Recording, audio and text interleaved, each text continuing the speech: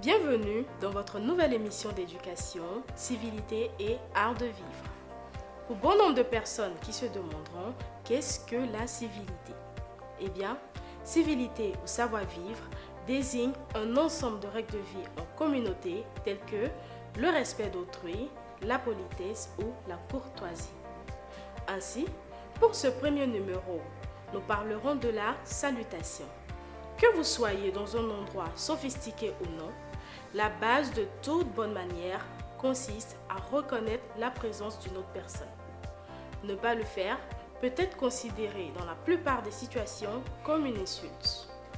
Alors, quelle est la question qui se pose? Que devons-nous faire? Eh bien, pas de panique, voici comment faire. Nous irons sur 3 points. Le premier point sera la formule familière. Ensuite, la formule classique et enfin, les gestes de politesse. À vos marques, c'est parti.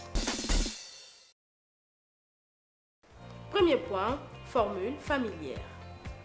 Si vous saluez une personne que vous connaissez, que ce soit un membre de la famille ou un ami proche, une formule familière est suffisante.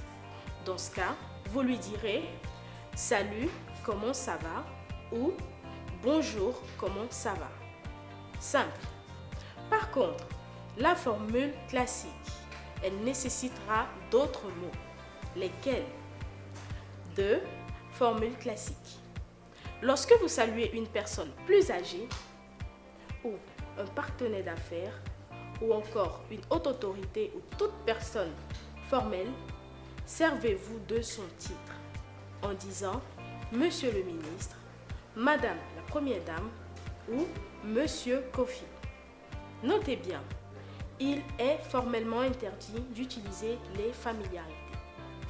Ensuite, tâchez de toujours faire des phrases complètes comme « Bonjour Monsieur Kofi, comment allez-vous » Enfin, nous partirons pour les gestes de politesse.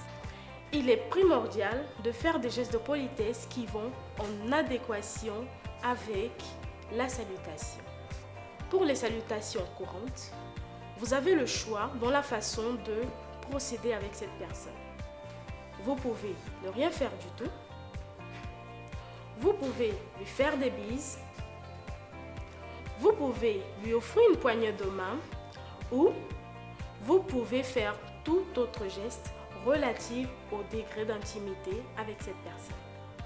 Pour des salutations plus cérémonieuses, il est approprié de serrer la main ou incliner légèrement la tête.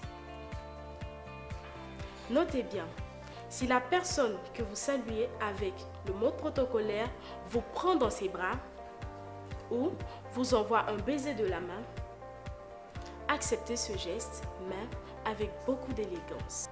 C'est la fin de ce numéro. Nous vous remercions de nous avoir suivis et nous vous donnons rendez-vous pour un prochain numéro de Civilité et Art de Vivre. Au revoir.